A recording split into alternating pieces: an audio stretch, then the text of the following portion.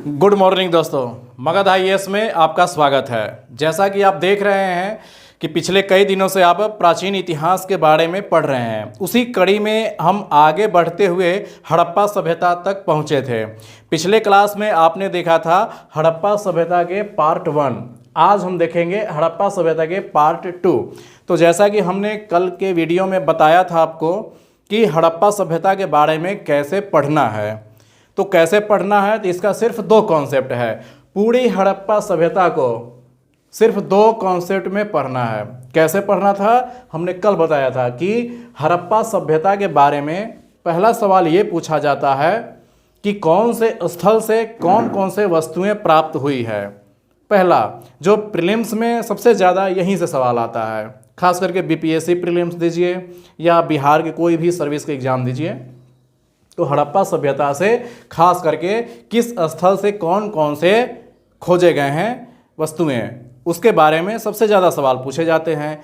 और इसका दूसरा पार्ट हमने ये बताया था, जो आज बताने वाले हैं, कि क्या हड़प्पा सभ्यता में कोई सामाजिक जीवन था या कोई आर्थिक जीवन था या कोई राजनैतिक जीवन था। अगर था तो क्या उसकी विशेषता है। ये सवाल आपको मेंस में पूछा जाएगा।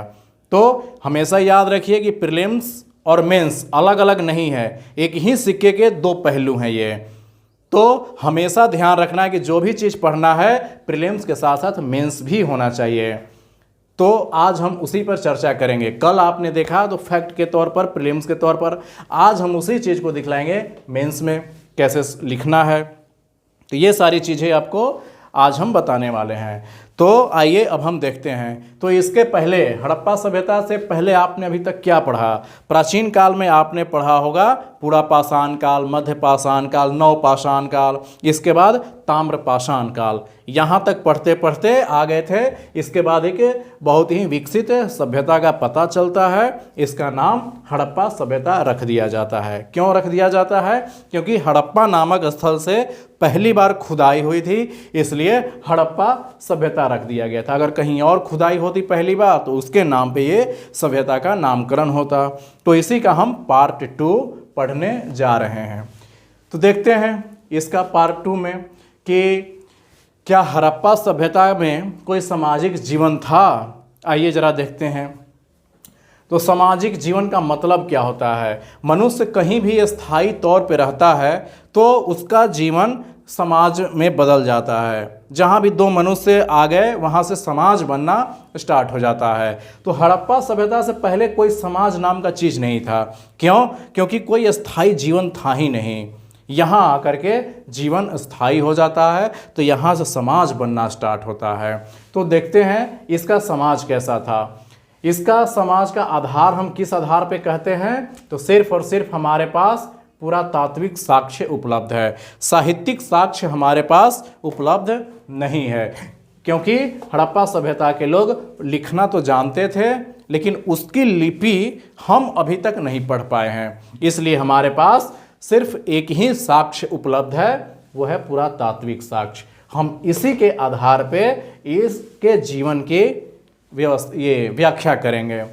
तो सामाजिक जीवन में जरा देखते हैं इसका समाज कैसा था। इसका समाज मातृ प्रधान था। हम कैसे कहेंगे कि हड़प्पा सभ्यता के जीवन मातृ प्रधान था। वैसे अगर आज हम लेते हैं कि 2020 में भारत का समाज कैसा है, तो आज हमारे समाज में पितृसत्तात्मक है। क्यों? क्योंकि हमारे यहाँ पुरुषों को ज़्यादा चलती है, तो इसलिए आज का समाज हमारा पितृसत्तात्मक है। लेकिन हड़प्पा सभ्यता में मातृ प्रधान है। कैसे माना गया भाई? कैसे हम मानेंगे कि वहाँ महिलाओं की ज़्यादा चलती थी? ऐसे कैसे हम मान लेंगे? तो इसका आधार हमारे वैज्ञानिकों ने बताया, हमारे पुरातत्ववेदा बताया कि हम कैसे कह रहे हैं कि वहाँ के समाज मातृ प्रधान था। उसके लिए आधार बताया गया है कि नारी की मूर्तियाँ बहुत ज़्यादा मात्रा में, महिलाओं की, नारियों की मूर्तियाँ मिली है। इसके बाद नारी का मोहरों पर अंकन, यानी कि वहाँ जो मोहर बनता था, सिक्के बनते थे, वो उस पर नारी का चित्र अधिक मात्रा में मिला है। इस पर इतिहासकारों ने ये अनुमान लगाया कि हो न हो इस सभ्यता में महिलाओं का स्थान महत्वपूर्ण माना गया है। इसके बाद मातृ देवी की मूर्ति मिली है। तो बहुत अधिक संख्या में देवी की मूर्ति मिली है। इन 3 आधारों पर इनका सामाजिक जीवन हम ये तय करते हैं कि उनके समाज में महिलाओं की प्रधानता थी। बस ऐसे ही मेंस में आपको सवाल आएगा लिखने के लिए, और यही तीनों पॉइंट आपको जोड़कर लिखना है। बस ऐसे ही मेंस की तैयारी होती है। इसके बाद और सामाजिक जीवन में और हम देखते हैं और क्या होती है। समाज विभाजित था। कितने वर्गों में विभाजित था उस समय? 3 वर्गों में। आज का समाज 2020 में भारत का समाज कितने भागों में विभाजित है? तो हम देखेंगे कि आज हमारा समाज 4 भागों में तो वैसे ही विभाजित है। सबसे ऊपर में ब्राह्मण है, क्षत्रिय है, वैश्य है, शूद्र है। आज भी हमारा समाज ये 4 वर्णों में विभाजित है। तो उस समय समाज कितने वर्गों में विभाजित था? 3 वर्गों में विभाजित था। व्यापारी, योद्धा और श्रमिक या शिल्पी, जिसको हम निम्न वर्ग भी कहते हैं। व्यापारी सबसे प्रभावी वर्ग था इस कालखंड में। सबसे ज़्यादा प्रभाव इन व्यापारियों का था। क्यों? क्योंकि इसका आधार ये था कि बड़े बड़े इमारतें मिली है, बहुत बड़े बड़े घर मिले हैं, और व्यापार का उन्नत अवस्था, वहाँ पर व्यापार बहुत मात्रा में होती थी। इसलिए हमारे पुरातत्ववेदा पता लगा लिए कि वहाँ के लोग, व्यापारी लोग सबसे ज़्यादा प्रभावी वर्ग रहे होंगे। योद्धा, हर समाज में योद्धा तो होगा ही होगा, और फिर निम्न वर्ग के लोग होंगे ही होंगे, जिसके श्रमिक या शिल्पी रहते ही होंगे। ऐसा अनुमान लगाया गया। जैसे मातृ देवी की मूर्ति है, मूर्ति कौन बनाया होगा? यही शिल्पी लोग बनाए होंगे। तो ऐसा अनुमान लगाया गया कि उस समय का समाज 3 वर्गों में विभाजित था, ऐसा माना गया। उस समय का भोजन क्या था? क्या लोग उपजाते थे? गेहूं, जौ, चावल, मुख्य रूप से, मेन रूप से चावल उनका मुख्य भोजन था। आज हमारे भारत में सबसे मुख्य खाद्यान्न क्या है? चावल है, गेहूं है। उस समय भी चावल प्रमुख था।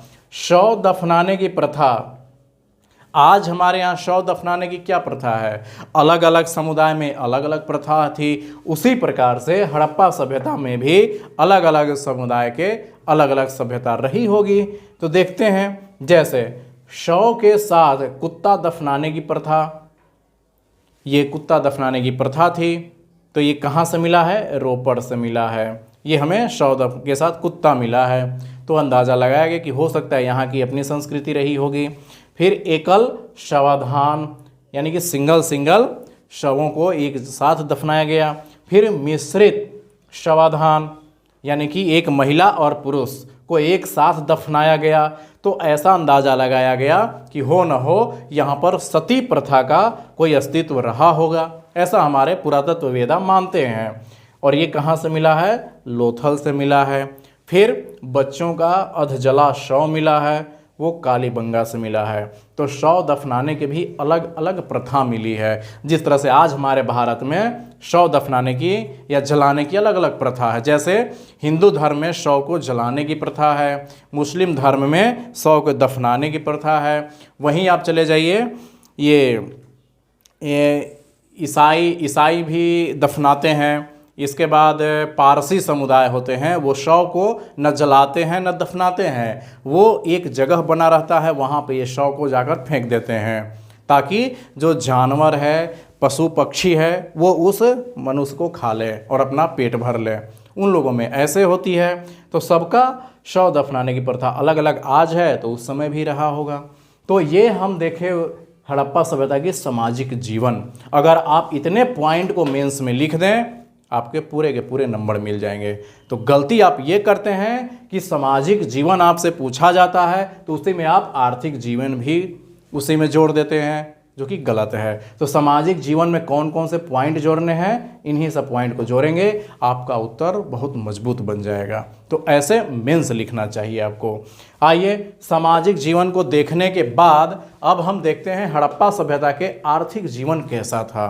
क्या उनकी कोई अर्थव्यवस्था होती थी या नहीं होती थी? तो आइए देखते हैं अर्थव्यवस्था में हम क्या पढ़ते हैं। तो हमने इसके पहले के वीडियो में बताया था बहुत विस्तार से कि अर्थव्यवस्था के बारे में लिखने के लिए आ जाए तो फिर हम क्या क्या लिखेंगे। तो सबसे पहले इसमें हम कृषि के बारे में लिखेंगे। जैसे आज हमारी भारतीय अर्थव्यवस्था के सबसे ज़्यादा लोग किस पर आश्रित हैं?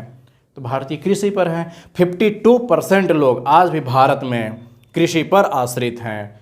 तो ये अर्थव्यवस्था का मुख्य आधार हो गया। उसी तरह हड़प्पा सभ्यता में भी कृषि बहुत बड़ा रोल अदा करता था आर्थिक जीवन में। तो देखिए, आर्थिक जीवन में अब हम पढ़ने जा रहे हैं कृषि।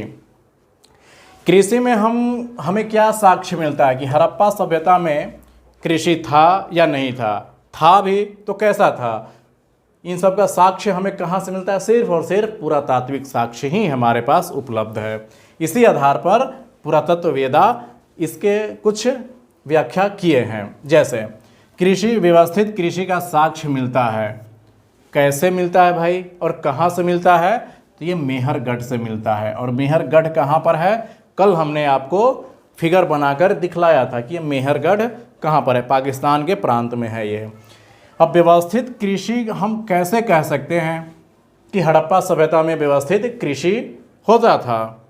तो उसका आधार बनाया गया है कालीबंगा से जो मिला है, जुते हुए खेत का साक्ष्य मिला है। कालीबंगा से जोते हुए खेत का साक्ष्य मिला है। इस आधार पे हम कह सकते हैं कि व्यवस्थित कृषि होता होगा।